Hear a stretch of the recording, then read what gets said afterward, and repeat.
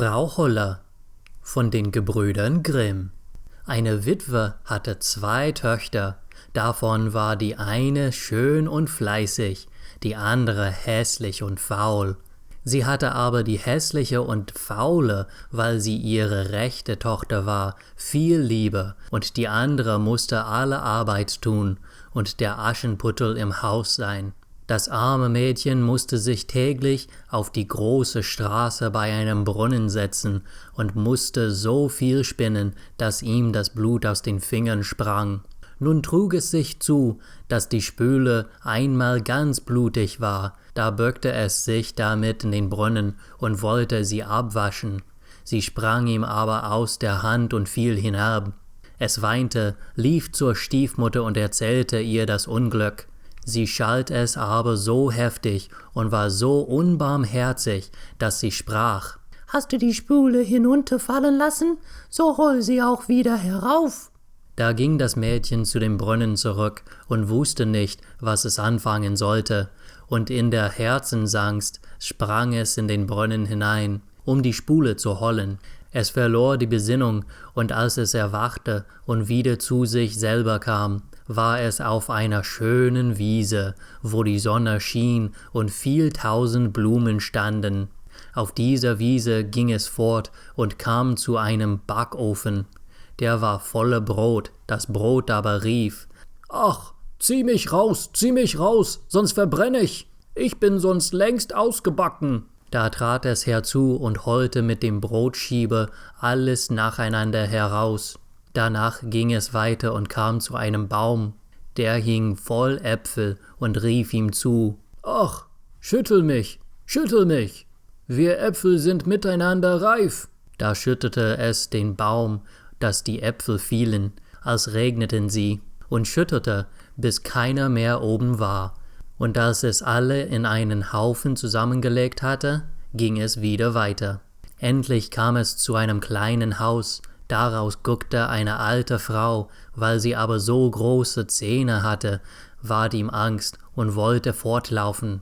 Die alte Frau aber lief ihm nach. »Was fürchtest du, liebes Kind? Bleib bei mir. Wenn du alle Arbeit im Hause ordentlich tun willst, so soll's dir gut gehen. Du musst nur Acht geben, dass du mein Bett gut machst und es fleißig aufschüttelst, dass die Federn fliegen, dann schneit es in der Welt. Ich bin die Frau Holle.« Weil die Alte ihm so gut zusprach, so fasste sich das Mädchen ein Herz, willigte ein und begab sich ihren Dienst. Es besorgt auch alles nach ihrer Zufriedenheit und schütterte ihr das Bett immer gewaltig, auf dass die Federn die Schneeflocken umherflogen. Dafür hatte es auch ein gutes Leben bei ihr, kein böses Wort und alle Tage Gesottenes und Gebratenes. Nun war es eine Zeit lang bei der Frau Holle, da ward es traurig und wusste anfangs selbst nicht, was ihm fehlte. Endlich merkte es, dass es Heimweh war, ob es ihm hier gleich viel tausendmal besser ging als zu Hause. So hatte es doch ein Verlangen dahin. Endlich sagte es zu ihr: »Ich habe den Jammer nach Hause gekriegt, und wenn es auch noch so gut hier unten geht, so kann ich doch nicht länger bleiben. Ich muss wieder hinauf zu den meinigen.« Die Frau Holle sagte: »Es gefällt mir, dass du wieder nach Hause verlangst, und weil du mir so treu gedient hast, so will ich dich selber wieder hinaufbringen.« Sie nahm es darauf bei der Hand und führte es vor ein großes Tor. Das Tor ward aufgetan, und wie das Mädchen gerade darunter stand, fiel ein gewaltiger Goldregen, und alles Gold blieb an ihm hängen, so dass es über und über davon bedeckt war. »Das sollst du haben, weil du so fleißig gewesen bist«, sprach die Frau Holle und gab ihm auch die Spule wieder, die ihm in den Brunnen gefallen war. Darauf ward das Tor verschlossen, und das Mädchen befand sich oben auf der Welt, nicht weit von seiner Mutter Haus. Und als es in den Hof kam, saß der Hahn auf dem Brunnen und rief: »Kikeriki, unsere goldene Jungfrau ist wieder hie!« Da ging es hinein zu seiner Mutter, und weil es so mit Gold bedeckt ankam, ward es von ihr und der Schwester gut aufgenommen. Das Mädchen erzählte alles, was ihm begegnet war.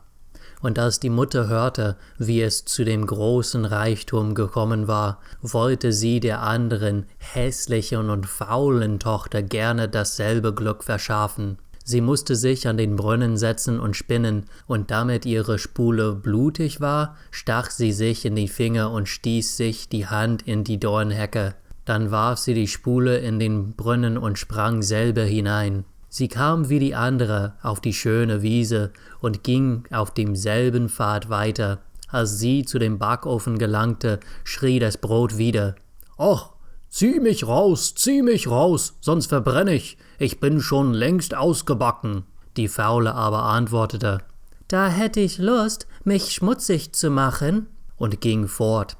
Bald kam sie zu dem Apfelbaum, der rief: »Ach, schüttel mich, wir Äpfel sind alle miteinander reif.« Sie antwortete aber: »Du kommst mir recht, es könnte mir einer auf den Kopf fallen«, und ging damit weiter. Als sie nun vor der Frau Holle Haus kam, fürchtete sie sich nicht, weil sie von ihren großen Zähnen schon gehört hatte, und verdingte sich gleich zu ihr. Am ersten Tag tat sie Gewalt an, war fleißig und folgte der Frau Holle, wenn sie ihr etwas sagte, denn sie dachte an das viele Gold, das sie ihr schenken würde. Am zweiten Tag aber fing sie schon an zu faulenzen, am dritten noch mehr, da wollte sie morgens gar nicht aufstehen. Sie machte auch der Frau Holle das Bett nicht, wie sich's gebührte, und schüttete es nicht, dass die Fäden ausflogen. Das ward die Frau Holle bald müde und sagte ihr den Dienst auf. Die Faule war das wohl zufrieden und meinte, nun würde der Goldregen kommen. Die Frau Holle führte sie auch zu dem Tor. Als sie aber darunter stand, ward statt des Goldes ein großer Kessel voll Pech ausgeschüttelt. »Das ist zur Belohnung deiner Dienste«, sagte die Frau Holle und schloss das Tor zu. Da kam die Faule heim, aber sie war ganz mit Pech gedeckt. Und der Hahn auf dem Brunnen, als er sie sah, rief: »Kikeriki, unsere schmutzige Jungfrau ist wieder hie!« Das Pech aber blieb fest an ihr hängen und wollte, solange sie lebte, nicht abgehen. Das Ende.